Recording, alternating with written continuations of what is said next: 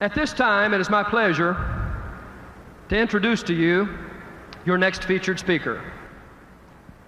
He hails from Dallas, Texas.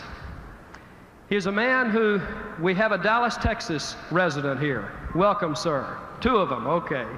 Your next speaker is a man who not only professes the greatness of individuals, but has experienced the concept of greatness.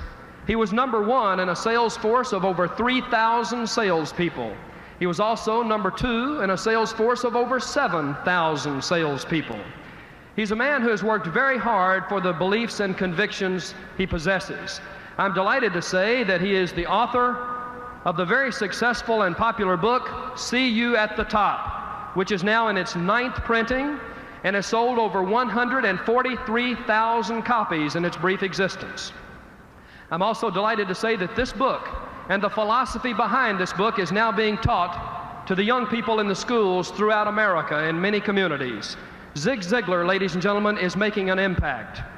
A great man who believes that it's your aptitude, not just your attitude, that always determines your ultimate altitude. Ladies and gentlemen, would you please join me in welcoming my friend and yours, Mr. Zig Ziglar. Thank you. Thank you. Just for a moment, let's play a game. Let's pretend that your telephone rings tomorrow morning, and the voice on the other end says, "John, I've got some marvelous news for you. We've just won a trip to Acapulco. There are going to be 4 of us that can go.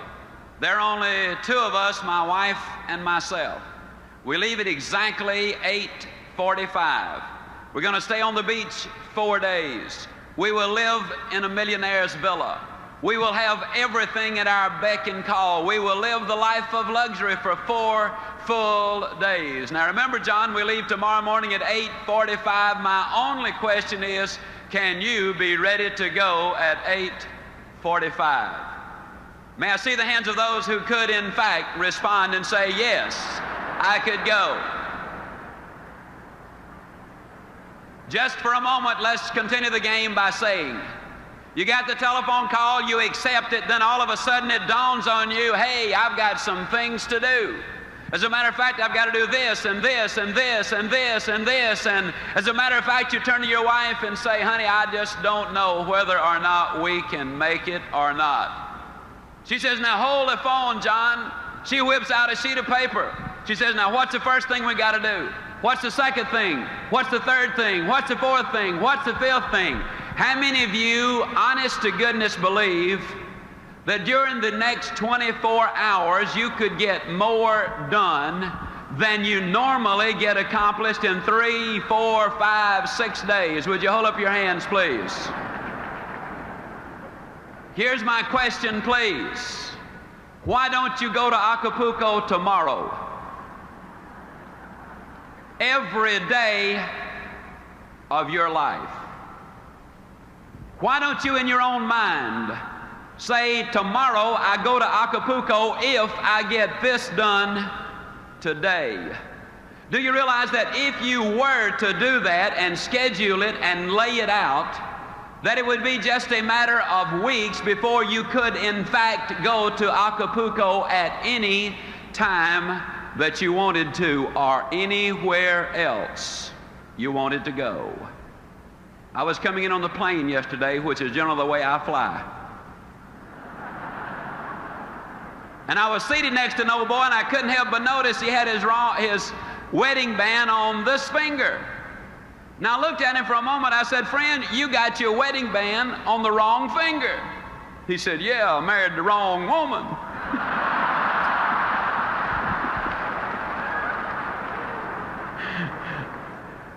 I don't know whether he did or not, but I am completely persuaded that most people have the erroneous idea about what it takes to be successful, and then about what success is, and about what life is. And I would like to, during these next few minutes, climb down right inside of your mind. I'd like to climb down in your emotions. I'm going to motivate you. I'm going to say some things to you that are going to have an impact, and you will, in fact, not be the same when you get up from your seats at the end of this evening. On your trip to Acapulco, there were several things involved. First of all, you had a very specific goal. Second, you had a time limit. And third, you listed the obstacles, the things you had to do in order to get the trip to Acapulco. I'm going to talk to you tonight about goals. There are four basic reasons why people do not have goals. Number one, they have not been sold. Now, friends, I'm flat going to sell you on why you got to have them. I didn't say I wanted to. I didn't say I was going to try to. Didn't say I hope to. I flat said I'm going to sell you on why you must have them. The second reason a lot of people don't have goals is they do not know how to set those goals. I'm going to give you a basic formula for setting those goals that will be precise if you will follow it. The third reason a lot of people do not have goals is they have fear. You see, there's a certain amount of risk involved when you say, this I'm going to do. Even if you do not tell anyone else, when you set a goal, there's a certain amount of risk involved. Then the fourth reason a lot of people do not have goals is because they have a poor self-image. If you do not think you deserve success, if you do not think you deserve a bigger home, to be $1 million producer, to have an outstanding mate, or beautiful, well-disciplined children who are productive, if you don't think you deserve them, then you'll do things that will keep you from getting them.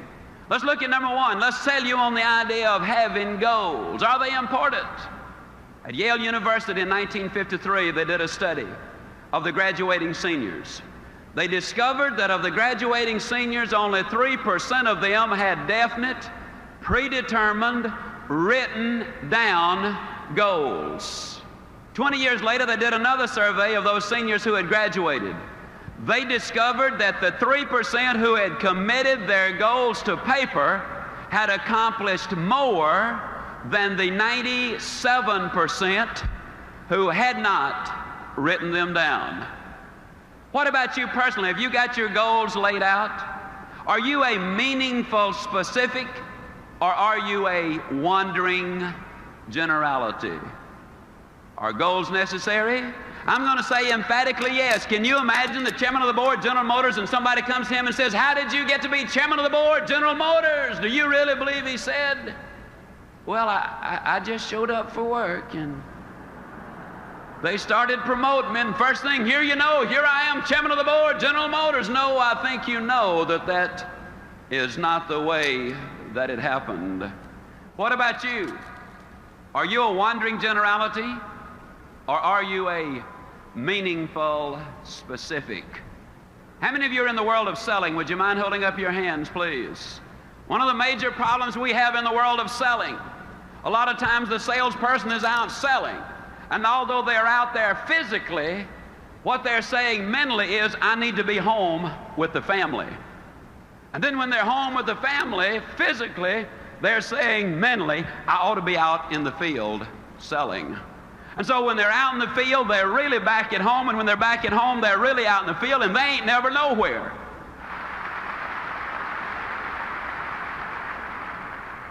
People today complain of lack of time. It's not lack of time that's the problem, it's the lack of direction. Are you a wandering generality, or are you a meaningful specific? Howard Hill was probably the greatest archer who ever lived. He killed a Cape buffalo with a bow and arrow. He killed a Bengal tiger with a bow and arrow. He won 281 consecutive tournaments. He was never beaten in competition. As a youngster, I have seen Howard Hill in newsreels from 50 feet draw dead aim and split the center of that bullseye perfectly in the center. And yet he could take the next arrow and literally split the first one. An amazing demonstration of skill. And yet I'm going to look at you dead center and say to you, I could spend 20 minutes with you And at the end of that 20 minutes, Dick, I could have any man in this audience or any woman in this audience hitting the bullseye more consistently than Howard Hill could have on the best day he ever had, provided we blindfolded Howard Hill and turned him around so he would not know which direction he was facing. And you rather obviously laugh and say, Ziglar, that's silly. Of course. How could a man hit a target he could not see? That's a pretty good question. Here's another one. How can you hit a target you do not have? Have you got one? Are you a wandering generality, or are you a meaningful specific? Are you going to work tomorrow because that's what you did yesterday? If that's the reason you're going tomorrow, you won't be as good tomorrow as you were yesterday because you're 2 days older and no closer to the goal you do not have. You got to have those goals. A lot of people don't have goals because of fear. I want to skip one and talk about this one just for a moment. I'll be leaving on an airplane tomorrow for Toledo, Ohio. Now, I got sense enough to know that some of those airplanes are coming down faster than they're going up. It's dangerous for that plane to fly. You see in the newspapers where the ships leave the harbor, and you see where some of them sink. It's dangerous for the ship to be on the ocean. You read where people lease their homes, and the lessee, the people who rented the house, they tear it up. It's dangerous to let somebody move into your house. And yet the engineers tell me that it's more dangerous for that plane to stay on the ground, that it will rust out faster than it will wear out up into the heavens.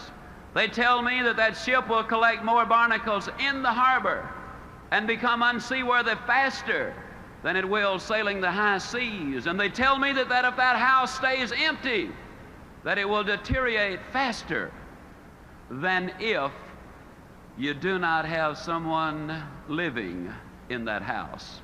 Besides, planes are built for flying. Ships are built for sailing. Houses are built for living. And man, too, was built for purpose. He was designed for accomplishment. He's engineered for success. He's endowed with the seeds of greatness. And the greatest danger we as human beings have is when we do not do anything at all. Stop 100 young men, age 25, on any street, USA. Follow them until they're 65 years old, and of those who are still living, you will discover that only 5 of them have succeeded financially. It's almost as if they had set out in life to fail. But I also believe one of the reasons is most people don't understand this thing called money. See, I think it's all right to have money as one of your goals. Occasionally I speak to people and they say, well, I don't want to make a lot of money. You know, I believe a man or a woman that would say that would lie about other things too. A lot of people don't have it because they don't understand it. They talk about cold, hard cash. And it's neither cold nor hard. It's soft and warm. Feels good. Beautifully colored. Not once has that redhead of mine over here ever said to me, wait a minute, honey, I got to go change clothes because what I'm wearing won't go with what you're carrying. As a matter of fact, it goes beautifully with it. Every once in a while, I'll have some of my Christian friends. They'll adjust their halos and say, Zig, how do you reconcile all of that talk about money with Christianity? And I say, it's easy. I believe God made the diamonds for His crowd, not Satan's bunch.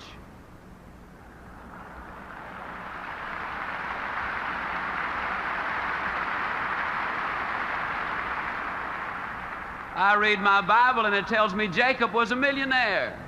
Moses was a millionaire. Solomon, the richest man who ever lived. And old Job wouldn't have qualified for the food stamp program, if you know what I mean. No, money's all right. As a matter of fact, you cannot get too much money unless the money gets you. You know, Solomon told us in Ecclesiastes that he who seeks silver will never be satisfied with silver. Now, if money becomes your god, you got a problem. You'll never have enough. We know that's true because in the last 2 years, 5 billionaires have died. Down in Dallas, somebody said, I wonder how much money Howard Hughes really left. And somebody else said he left it all.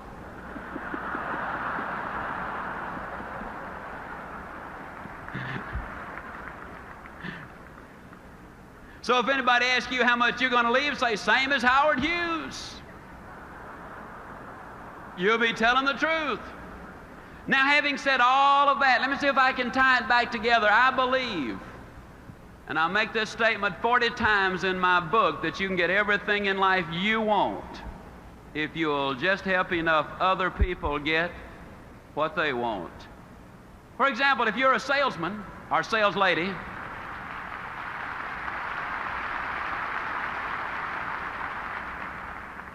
if you're selling a product that solves a problem, then you're helping someone else get what they want, which is the solution to the problem, so you get what you want and what you deserve. If you're in management and your productivity and the productivity of your people is important to your income, if you can train, enthuse, inspire, motivate your people to be successful, then your rewards are going to be greater. You can get everything in life you want if you will just help enough other people get what they want. See, we can get what we want if we can give you some thoughts or some ideas or some motivation or some stimulation. If we can, in fact, leave you something so that when you go home tonight, you will be a better man or a better woman or a better boy or a better girl, then you will be more successful tomorrow. Yes, there's danger in setting goals, but there's infinitely more danger in not setting them. Then a lot of people do not know really how to set goals. I'd like to share at some length with you on that. And I started writing this book. and I kind of got excited about it. I put in there some words. You can go where you want to go. You can do what you want to do. You can be like you want to be. And man, I wrote those words and I said, now Ziglar, that's pretty good. As a matter of fact, I got to talking to myself, which is perfectly all right. It's all right even to answer. But if you ever catch yourself saying, huh? To the answer, you got a problem. Well, I caught myself with a problem. I was saying, huh? Because where I said you can be like you want to be, I looked down and there was a 41-inch waistline and 202 pounds of Ziglar. And the thought occurred to me that one of these days that I might bump into some of you, and I could just imagine this conversation taking place. I could imagine you saying, Ziglar, you believe that stuff you write? And I was going to say, uh-huh. Then I was going to imagine you saying, do you believe all of it? And I was going to say, man, yeah. Then I could imagine you poking your finger in that 41-inch waistline and saying, Ziglar, do you really believe all of it? And then I was going to have to say, well, you know, us authors, we do take a little literary license every once in a while. But I knew I had to make a decision. I either had to take those words out of there, you can be like you want to be, or I had to do something about me. Not only that, but my boy was 8 years old at the time, and I think every father ought to be able to whip his children until they're at least 12.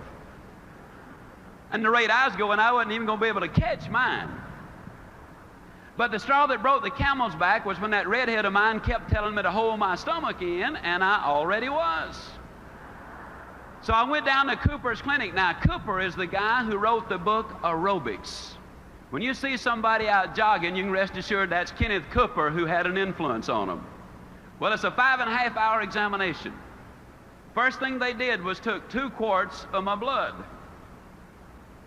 Well, it looked like 2 quarts. They filled so many vials, I thought they were opening a branch of the blood bank right there.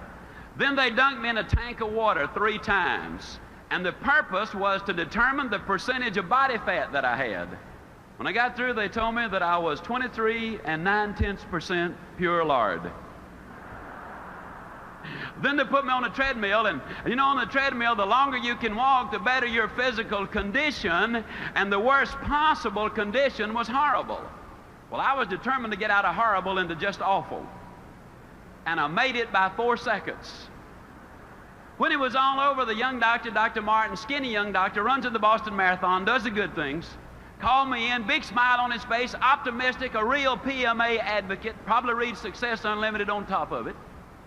Called me in and with a big old smile, he said, Mr. Ziglar, we've got marvelous news for you. We've run these figures through the computer, and according to our computer, and we know it's right, you, sir, are not overweight. However, he said, according to the computer, you are exactly 5 1/2 inches too short.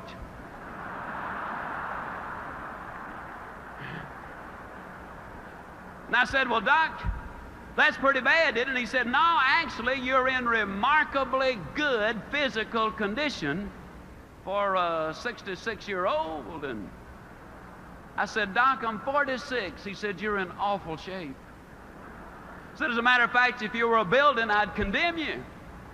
And I said, well, Doc, what can I do? And he whipped out a sheet of paper thicker than my book, and by the time he got through telling me what I could do, I was kind of like the little boy who asked his daddy a question. And his daddy said, well, son, why don't you just ask your mother? The little boy said, Dad, I just didn't want to know that much about it. I got home, and that redhead of mine said, honey, you're going to be out running all over the neighborhood, I suppose. And I said, yep. Well, she said, if I'm going to have a 46-year-old fat boy running all over the place, I'm going to get you looking as good as I can. So she went down and bought me a fancy running outfit, and I'd already gotten some fancy shoes. Oh, and I did something that was really ugly. But I hadn't read Ann Landers at the time, and I'm going to use that as my excuse, although I really knew better. You know, Ann says that you should not steal pages out of other folks' magazines. Well, there was a page in one of the doctor's magazines advertising jockey shorts. Now, I don't know if you folks in Minneapolis read the jockey short ads or not. But if you don't, the next time you see one, you should at least look at the picture. You'll find out in a hurry, they don't put jockey shorts on fat boys.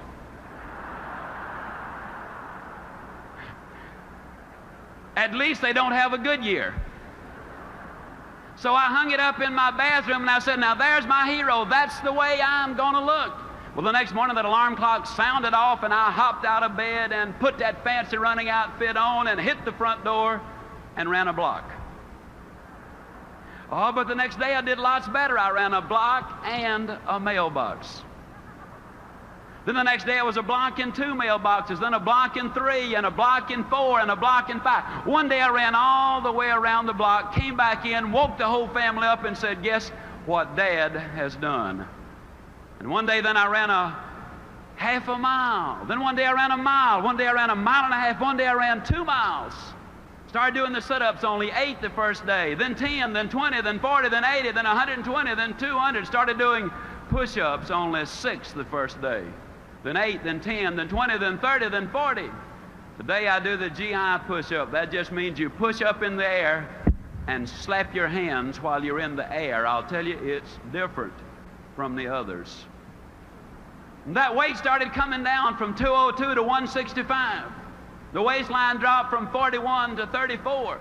Oh, I know a lot of people have said to me, yeah, but I bet you were dieting religiously, which is partially true because I did quit eating in church.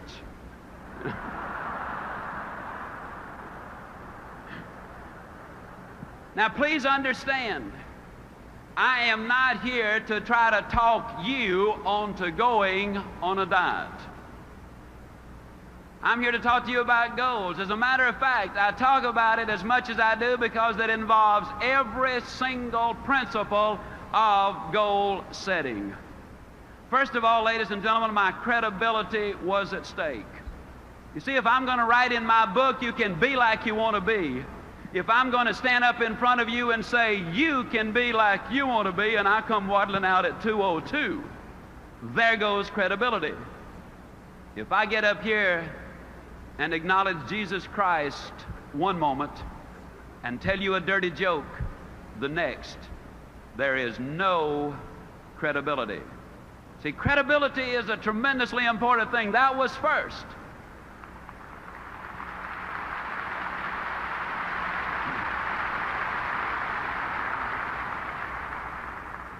And the second thing, that was my goal.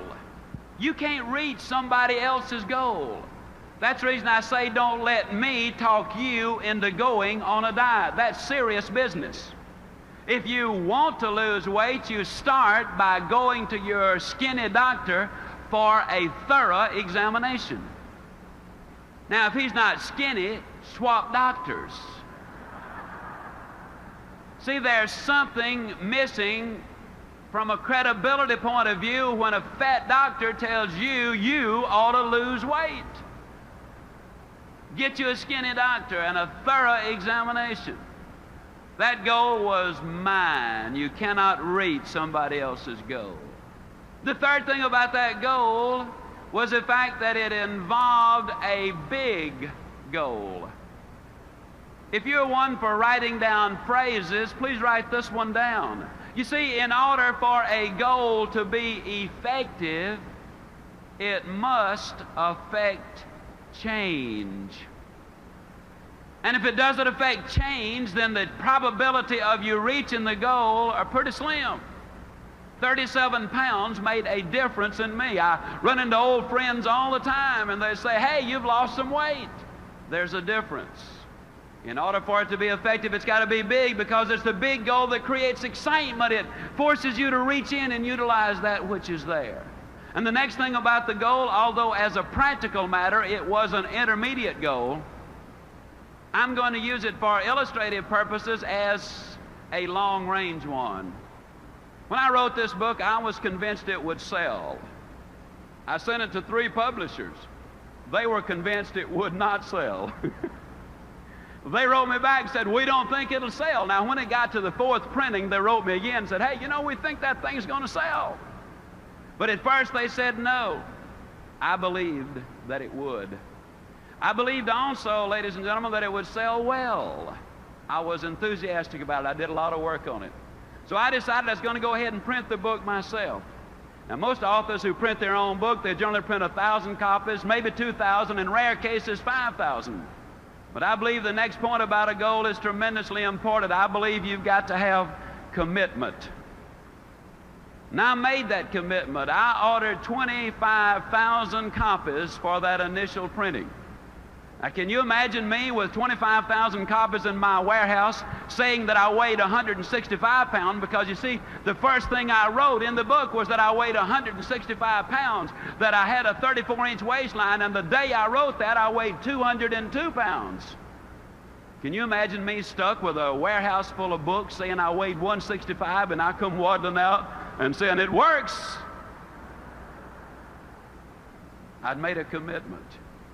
You got to have those long-range goals. And the rule is a simple one. You go as far as you can see. And when you get there, you'll always be able to see further. The doctor told me I had to lose 37 pounds. Now that was specific. See, that's another point about goals. It's got to be specific. You can take the hottest day the world has ever seen. Take the most powerful magnifying glass you can buy in any store. Hold that magnifying glass over a pile of newspaper clippings on that hottest day, and you'll never start a fire if you keep the glass moving. But the moment you hold it still, you harness the power of the sun, you multiply it through the glass, and boom, you've got a fire. You cannot make it as a wandering generality. You've got to have a very specific target. 37 pounds was a very specific target. My target date was 10 months down the road. So I looked at the 37 pounds divided by 10. It came out 3 7/10 pounds. Boy, I got excited. 3 7/10 pounds a month, why, anybody can do that. It's easy. As a matter of fact, I was so convinced that I could lose 3 7/10 pounds in a month that I didn't even bother to get started the first 28 days.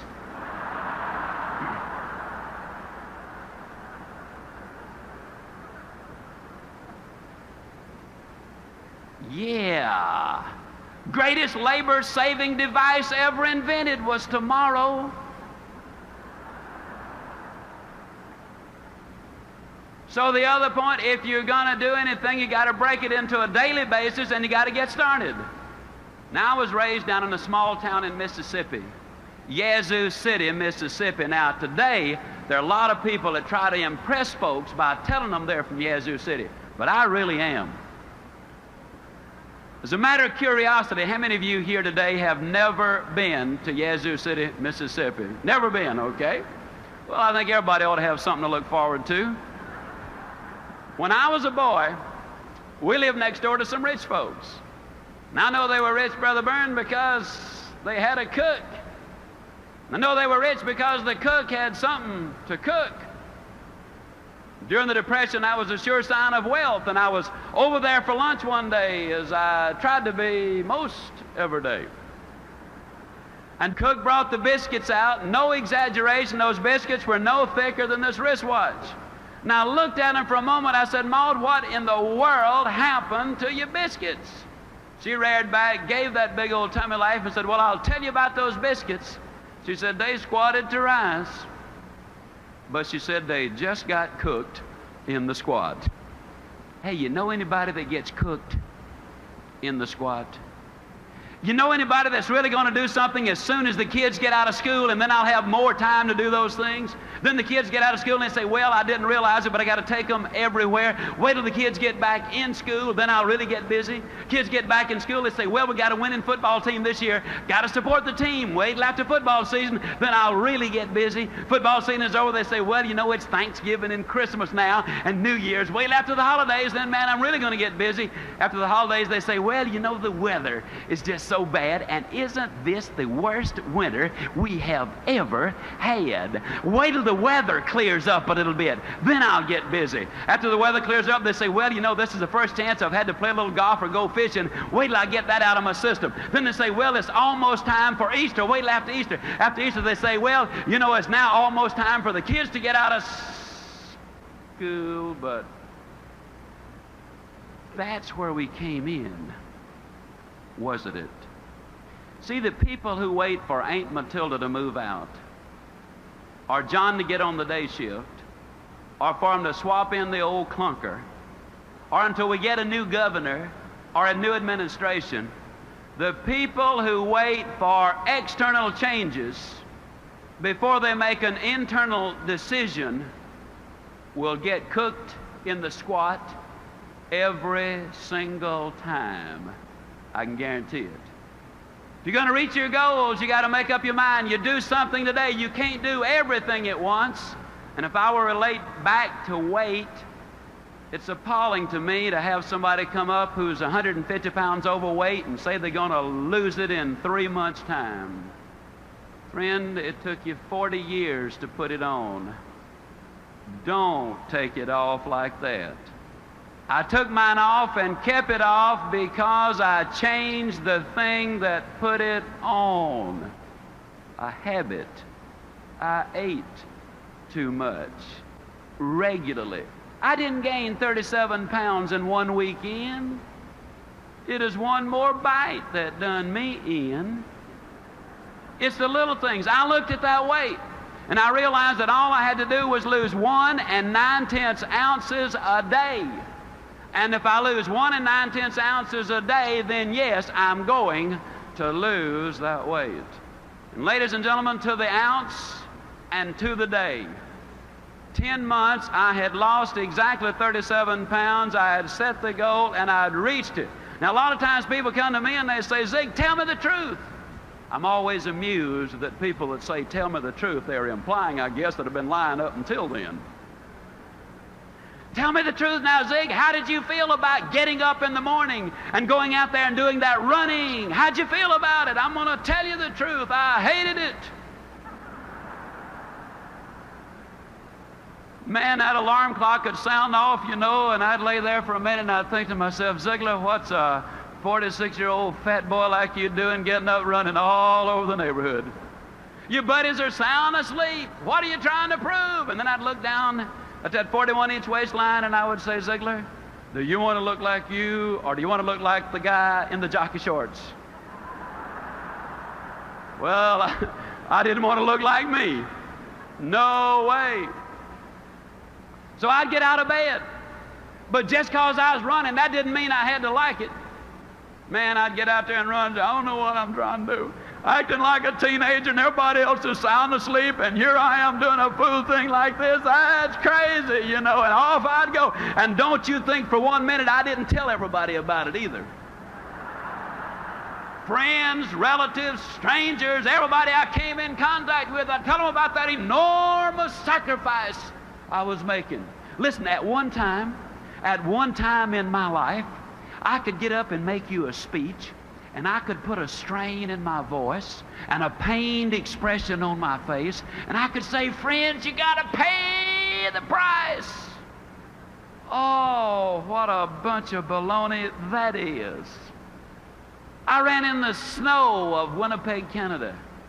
I ran in the sands of Acapulco, literally. I ran in the orange groves of Florida. I've run in the rain right here in Minneapolis. And then one day, ladies and gentlemen, I was running in Portland, Oregon.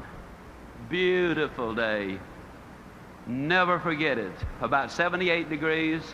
I was on Portland State University campus. And it was about 12:30 or 1 o'clock. I was scheduled to speak, I believe, at 4 o'clock. And I was out running, and as I was running on that campus, I looked around. Some of the kids were laying on blankets reading, some were studying, some were courting, some were just relaxing. And here comes old Ziglar running by them, you know. Sweat running down my back, sweat running down my legs, you know. And for the first time that day, it dawned on me that I was not paying a price. For the first time that day, ladies and gentlemen, it dawned on me that I was having the time of my life. It dawned on me that I was enjoying every single step that I was taking. Today at age 50, I can run 2 miles faster than 98% of the college kids of America. I'm stronger than I was a quarter of a century ago. I can do things that I could not have dreamed of doing just a few years ago. I contend that you do not pay the price for good health. You thoroughly enjoy the price. You pay the price.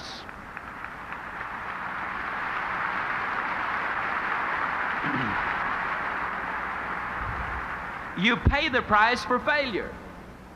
You pay the price for a poor marriage.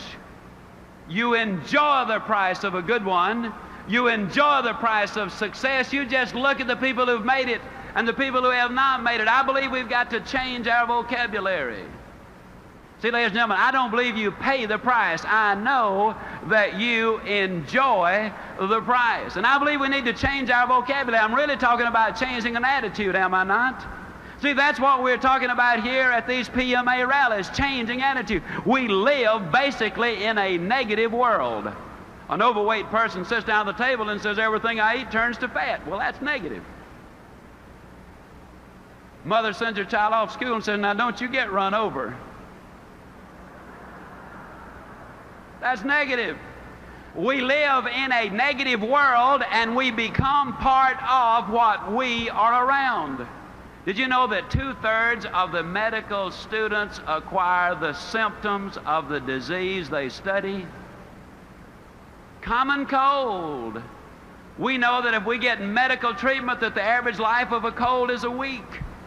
If we don't get the medical treatment, the average life of a cold is 7 days. They don't know what causes the cold, they don't know what cures it, but they do know who gets it. The odds are over 10 to 1 that when you get the cold, it's because you're emotionally depressed. You've got stinking thinking, which, if it continues long enough, will lead to hardening of the attitudes. You become part of what you're around. Classic case. You take a southern boy or girl and send them up north, and in a matter of months, they'll pick up an accent. You've noticed it. Or you can take a northern boy or girl and send them down south, and in a matter of months, we'll have them talking normally. You become part of what you're around. What can we do? Well, let me give you another classic case.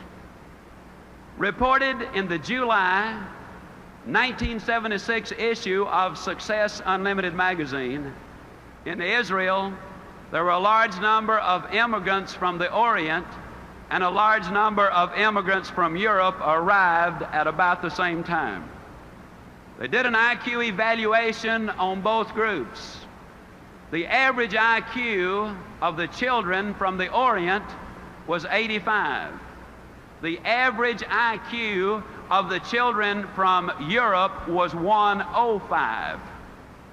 On the surface, it appears that the European Jewish children were a little smarter. But they put all of these kids together in the kibbutz, where the direction is positive, where the input is you can do it, where the dedication is complete, where the build-up, the motivation, the drive, the direction is fantastic. And 4 years later, the average IQ was exactly the same thing, 115. You can change. You can grow. The greatest message I could ever give to you is that one simple thing. Yes, you can grow. I say it with all of my heart. I know in my mind that man was designed for accomplishment, that he's engineered for success, that he is endowed with the seeds of greatness. You can start from where you are with what you've got. And so long as you build on a moral foundation, I believe you can get anything you really want if you'll just help enough other people get what they want. I'm going to share a story with you. I think it's the greatest story that I've heard in my lifetime. The story goes back nearly 13 years. I was speaking in Kansas City. And there I met a man. His name is Bernie Loftig. He's more than a friend. He's a brother. He's in the audience right over here. And Bernie Loftig told me, stand up, Brother Bern. Bernie Loftig told me this story. He said, Zig, when our son was born, our joy knew no bounds. Because we already had our 2 daughters, now we had our son. The family was complete, but he said it wasn't long before we knew something was wrong, because his head hung too limply on the right side of his body, but the family doctor said he would outgrow it. We knew better, so we took him to a specialist. The specialist diagnosed his condition as a reverse of club's feet and treated him for that, but he said, we knew, Zig, it was more serious. We took him to one of Canada's top specialists, and after an exhaustive examination, this specialist said, this little boy is a spastic. He has cerebral palsy. He's never going to be able to walk or talk or count to 10. I'm going to suggest that you put him in an institution for his own good and for the good of the, quote, normal members of the family. But Brother Byrne looked at me and he said, you know, Zig, I'm not a buyer, I'm a seller. I could not buy the idea that my son was going to grow up being a vegetable, so we took him to another doctor who told us the same thing. And then another and another and yet another and another until 30 doctors said there is no hope. Then they heard of a Dr. Pearlstein down in Chicago. They got an alternate appointment so that when someone else canceled, they could have that appointment because Dr. Pearlstein was booked 2 years in advance. And 11 days later, a little boy from Australia canceled, and they went to Chicago. Dr. Pearlstein examined David perhaps as no child has ever been examined before. And when he finished, he said, this little boy is a spastic. He has cerebral palsy. He's never going to be able to walk or talk or count to 10 if you listen to the prophets of doom. But he said, I want you to know that I am not problem conscious. I am solution conscious. And yes, I believe there is something that can be done for this boy if you are willing to do your part. Well, obviously, Byrne and Elaine Loftig said, Doctor, tell us what to do. We will do anything. And the doctor and the therapist and the nurses spelled it out in minute detail. They said, you're going to have to push this little boy beyond all human endurance. Then you're going to have to push him some more. You're going to have to work him until he falls. Then you're going to have to pick him up and work him some more. You got to understand that there is no stopping point. That if you ever stop, he goes back. You got to understand that there might be months and even years when you will be unable to detect any change, but you gotta stay with it. And one last thing, don't ever give him therapy in the presence of another victim of cerebral palsy. Because if he sees them taking therapy, he will inadvertently pick up those awkward movements. You see, we become part of what we are around. Whether it's moral or immoral, whether it's good or bad, stay with it long enough and it's going to rub off on you. The Loftics went home. They built a little gymnasium in the basement of their home. They hired a physical therapist and a bodybuilder. It took him a lot of months, but one day David Loftic could move the length of his own body. It took him several years, but one day the therapist called Bernie home and said, "I believe David is ready," and Bernie rushed home. And David Loftic was down in the basement and on a little mat getting ready to do a push-up. As that little body started to rise into the air, the emotional and physical exertion was so great there wasn't a dry inch of skin on that little body. And when he finished that one push-up, Mother and Dad and little David and the sisters and the therapist and everybody broke down and shed those tears, which so eloquently say that happiness is not pleasure. Happiness is victory. And the story, ladies and gentlemen, is even more remarkable when we know that one of America's leading universities had examined this little boy and said there are no motor connections to the right side of his body. He has no sense of balance. He will have extreme difficulty even being able to walk and stand straight. He'll never be able to swim or skate or ride a bicycle. On October the 23rd, 1971, my wife and I had the privilege of flying to Winnipeg, Canada to attend the bar mitzvah of little David Loftic. Oh, how I wish you could have been there. How I wish the television cameras of the world had been clearly focused on what we saw as this little boy walked to the front of the synagogue, tall and straight and strong. I wish you could have heard him as he uttered those words that moved him into the manhood of the faith of his forefathers. I wish you could have seen what we saw, knowing what we knew, because you see, at that time he had done as many as 1,100 push-ups in a single day. He had run as much as 6 miles non-stop. He was shooting golf in the high 80s, one of the best table tennis players in Winnipeg, Canada. He had entered as a 7th grader St. John's Ravens Court School for Boys, where this little boy, who was never going to be able to count to 10, did quite well in 9th grade mathematics. February 1974, he qualified for an unrated $100,000 ordinary life insurance policy. So far as we know, the first and only time this has ever happened. And I tell you the story of David Loftic because it involves so many of the principles in which I believe. It begins with the right foundation of honesty and character and faith and loyalty and, yes, love. Oh, what a love story this one is. You see, every night this little boy used to have to put his braces on, and every night he would say, "Dad, do we have to put them on tonight?" Or, "Mom, can't we just leave them off tonight?" Or, "Do we have to put them so tight?" And you mothers and fathers know what I speak of when you have a little boy with tears running down his cheeks, pleading, "Don't put them on tonight." But because they did love him so much, they did not listen to the tears of the moment because they wanted to see the laughter of a lifetime. And that, ladies and gentlemen, really what love is all about, because you see, so many of us as parents are reluctant to do for the child what is best for the child because we fear that child then might withhold his love from us, not knowing that over the long haul, the best way to guarantee his love is to demonstrate ours by acting in his best interest.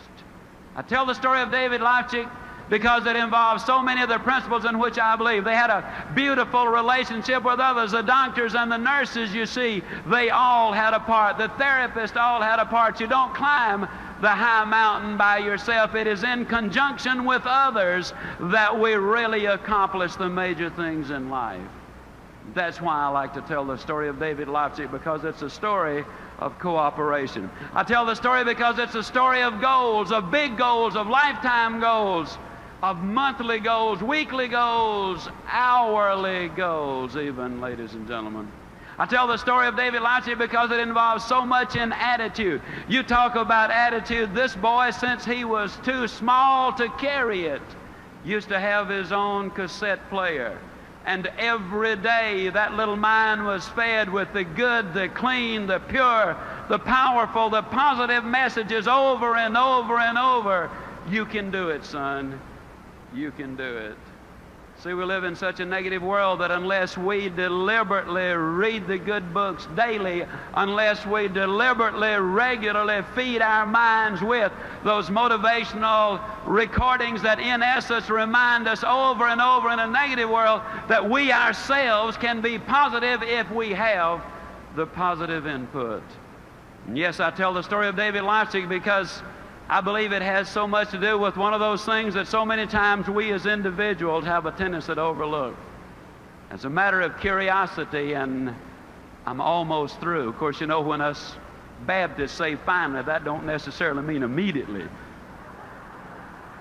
That just means we're getting close. But I tell the story of David because it emphasizes so many of the things in which I believe. I'm just curious, how many of you had already noticed this chrome-plated pump sitting here on the...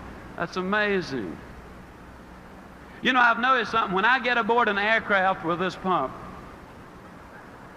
almost without exception, I'm the only passenger that's got one. And so I've got to assume by that they must be getting scarce. I believe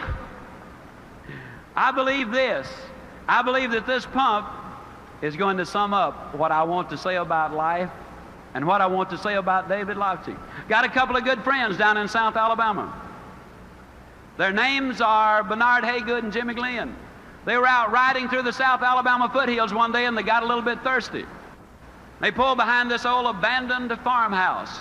Bernard was driving, he hopped out, he ran over to this old pump, and he grabbed the handle and he started the pump. Now, just as a matter of curiosity, how many of you good folks up here in the big city have ever used one of these old water pumps? Hey, that's fantastic. Okay. Well, it was hot.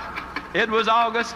And old Bernard wanted a drink of water. And after he'd been pumping a couple of minutes, he said, Jimmy, better get that old bucket over there and dip some water out of that creek. We're going to have to prime the pump. How many of you know what I'm talking about when I say you got to prime the pump? Well, for you non-pumpers, that just means that you got to put something in here before you can get something out here. See, a lot of people stand in front of the stove of life and say, stove, now give me some heat, then I'll put some wood in you. A lot of times the secretary says, boss, give me a raise, then I'll start coming to work on time. So many times the student will say, teacher, just give me a passing grade this semester.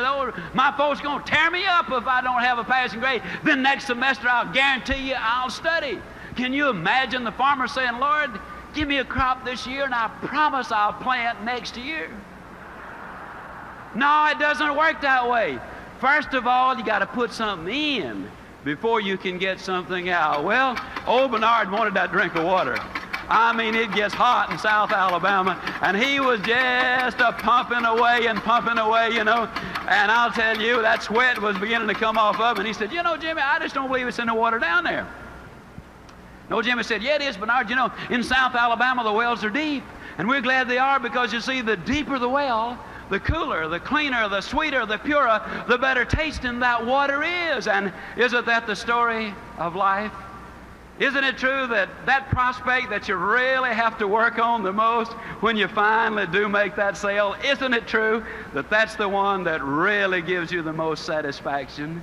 Isn't that the one? Isn't it true, ladies and gentlemen, that the boy or the girl who was available to every Tom, Dick, and Harry, or Mary, Sue, and Jane come down the pike, those boys and those girls are not the ones that make the kind of husband you want and the kind of wife that you want? Isn't it true that the things in life that have value, that you got to do some pumping for? Well, old Bernard, man, he wanted that drink of water. I mean, by then, he was really working up a sweat. But, you know, there's always that question, just how much pumping are you willing to do just for a drink of water? And finally, old Bernard just threw up his hands. He said, Jimmy, they're just sitting in the water down there. Jimmy said, don't stop, Bernard, don't stop. If you stop, it goes all the way back down, and then you'll have to start all over. And isn't that true? See, there's no way you can look at that pump and say, yeah, just 2 more strokes and I got it. Because you might have to pump another 10 minutes. There's no way you can look in the head of that prospect and say, yep, just 2 more closes and I got him. Because, you know, it might really take a lot of pumping. But this we know that if we pump long enough and hard enough and enthusiastically enough, that eventually the reward that follows the effort will always bring forth the reward. And if you notice that once you get it to pumping, that then all you got to do is just keep a little easy, steady pressure on it, and man, you're going to get more water than you know what to do with. Isn't it true that when things are good, they get better, and when they're bad, they get worse? And it's got nothing to do with what's going on out there. It's got everything to do with what's going on between your ears. You see, your business is never good or bad out there. Your business is good right here between your own 2 ears. And if you're thinking it's stinking, your business is going to be in exactly the same shape. I tell the story of the pump because that too says something about David Lofchick. For one solid winter, David set the alarm clock 1 hour earlier than any other member of the family. The wind chill in Winnipeg, Canada hits as much as 80 degrees below zero. He put those skates on. He literally crawled out to the frozen ice. And it took him 1 solid winter to learn how to stand up. Later, he skated on the neighborhood hockey team. And I tell the story, ladies and gentlemen, because you see, it wasn't easy. But I think if you were to talk to David Lofchick today, he would tell you that you do not pay the price for good health. You enjoy that price. Now, I tell you the story because you see, there today is a sequel to the story. I was speaking out in Amarillo. A young couple seated down on the front row were visibly moved with the story, and they came to me, and they got the address of the doctor who had taken Dr. Pearlstein's place on his death. And they went to Chicago, and this doctor examined their little girl, whom they said had cerebral palsy. The little girl was about 18 months old. And this doctor examined their little baby girl very carefully, and he said, this little girl does not have cerebral palsy. It was a misdiagnosis. She was simply born prematurely. She has all of the symptoms today of cerebral palsy because you have been treating her for the disease, and she now has acquired all the symptoms. They started treating her as a normal child, beautiful and happy and moving well today. Oh, you become part of what you're around. The way we treat people gets to be so tremendously important. You know, folks, I've had so many people to be so nice to me in my lifetime. I know that for the first 2.5 years I was almost a complete failure. A man named P.C. Merrill came along and said, in essence, you can do it. And he made me believe it. And before the year was over, I was number 2 out of over 7,000 salespeople. My whole life changed because a man said to me, you can do it. Oh, I wish I could look you in your own eyes dead center and say, you can do it. Because you can. I'm just convinced that God wants you to make it. Believe in you because you're unique. There have been over 10 billion people to live on the face of this earth. There's never been another you. Believe in your fellow human being. Believe in what you're doing, the company you represent, the product you sell if you're a salesperson. Believe in our great country. It's the greatest land on the face of this earth, and of infinitely more importance than anything I or any other speaker who will ever address you will ever say. Believe in Almighty God. Because if you do, I'm going to close not by wishing you a good day. I'm going to close by guaranteeing you a good forever. And I truly will see you at the top. Thank you, and God bless you.